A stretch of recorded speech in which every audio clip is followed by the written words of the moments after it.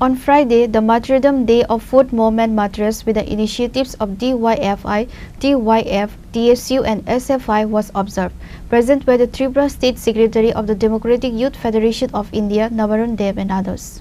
The day was observed on Friday at the Student Youth Building located in Mela Ground by the initiatives of DYFI, TYF, TSU and SFI to observe the Martyrdom Day of Food Movement Martyrs Dilip, Tarun, Arvind, Rajeshwar and Sumitra.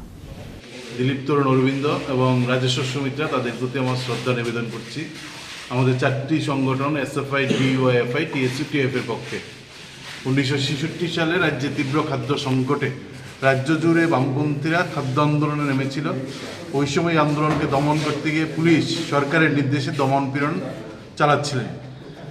1966 সালের 29 August Agartala শহরের বুকে একটা সামান্য ঝামেলাকে কেন্দ্র করে police আন্দোলনকে দমন করা এবং একটা ভয় থেকে মানুষের উপর আক্রমণ সংঘটিত করেন। এই পুলিশের আক্রমণে উমাকান্ত স্কুলের ছাত্র স্কুলের মাঠেই গুলিবিদ্ধ হন অরবিন্দ দত্ত চৌধুরী।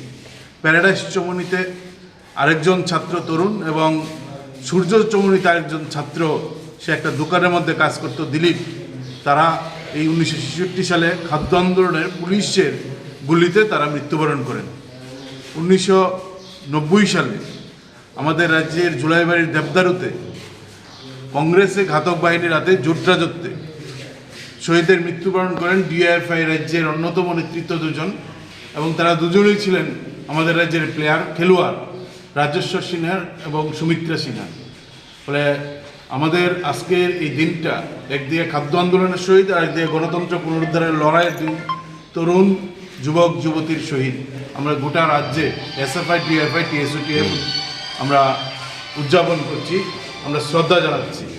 তো আমরা মনে করি যে লড়াই সেদিন শুরু হয়েছিল, আজও আমাদের দেশের সব মানুষ দুমুঠো দুবেলা খেতে পায় না।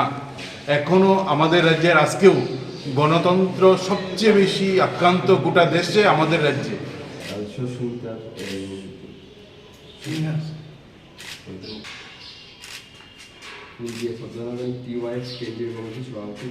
Reported by Amit from Agartala, Chini Khorang.